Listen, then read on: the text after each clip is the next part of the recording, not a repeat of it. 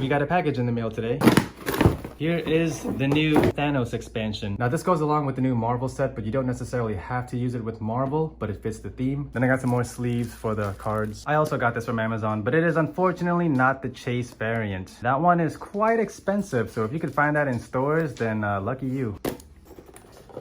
This is only a single player expansion, much like the Agretzko one, so you cannot play it by itself if you don't own any of the sets yet. Got the Infinity Stones here. This does introduce the new Infinity War scenario, which isn't glorified on the box. It's got a dark base, your usual tokens. Actually, for the Infinity War scenario, this does come with something unique. These are the lettered point markers that come with every set and expansion. However, the Thanos one has the Infinity Gauntlet because you're supposed to use it in the Infinity War scenario. Alright, so this is the Infinity War scenario, so if you want to play that, you've got to read this. And he's got 2 character cards. He's the only character in the game so far that has 2 character cards with separate abilities. This just shows you tips and strategies for Thanos. There's also a new Ultimate mode. In Ultimate mode, you play with both ability cards simultaneously, and you have access to all of his abilities. And Ultimate mode is actually a 1 versus 3 game. One player chooses a single character to use. The other team chooses 3 characters to oppose the ultimate character. Then you can play on harder difficulty where Thanos can gain the Infinity Stones, and that makes it a lot tougher. Let's take a look at Thanos himself. Just like the other Marvel characters, he does have the permanent base built in. He's got the gold painting here. Now with the Chase variant, his gold painting is actually glittery, and I'll probably pick up the Chase variant one day. If I don't find it in stores, I might have to pay up to $140 or something like that, because that shit just keeps getting expensive. Yeah, there's the base. That's pretty much it. Doesn't come with any items or anything like that, just Thanos himself. You can use this for the Infinity War scenario. The Infinity War scenario works in tandem with Ultimate mode, so you're collecting the Infinity Stones and stuff like that. I also just got another package today. So this pack comes with 100 pieces of 26mm coin protectors. Nice. I actually didn't expect it to come in a packaging like this. This is pretty cool. So I bought these to protect the little tokens here. So, in case you're, having some beers with some friends, maybe someone might spill something on your tokens. Oh, there you go. Doesn't matter which way you put them in.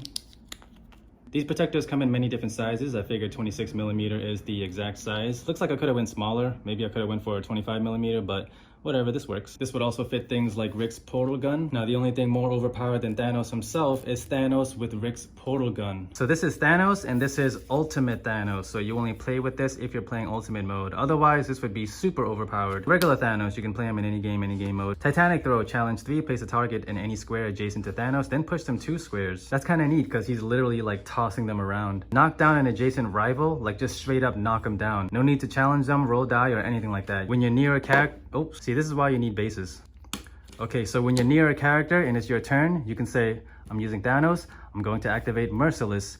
Pay the gray token, boom, knock down. That's it, that's all it takes. However, it is still balanced because it costs 4, so you cannot use this ability until after 4 turns. So not that broken. So let's say it's your turn and you say, I want to use I Am Inevitable. Place Thanos adjacent to a rival he can see within 2 squares. 1, 2. We can place him adjacent to Agretzko. That's still considered adjacent there. Do a challenge 2 to each adjacent rival. So if you're playing a 4-player free-for-all or you're doing ultimate mode, all 3 of these characters would be considered your rivals, which means you get to attack all 3 of these characters at once. Now let's take a look at Ultimate Thanos. Let's say someone's knocked down your Thanos. You can pay a red token to activate Relentless Willpower to stand Thanos up. Then do a challenge 4 to each adjacent rival. Thanos may do this while knocked down. Once again, he can attack all of them at once. Perfectly balanced. Flip the first player marker. Now the Thanos set doesn't come with one, but usually each set and expansion comes with a first player marker, which is this. If the dark side lands up, knock out a rival character. If the light side lands up, knock out a standing rival character of your opponent's choice. So let's say it's your turn and you want to use perfectly balanced. You pay the gray cost and then you flip the first player marker.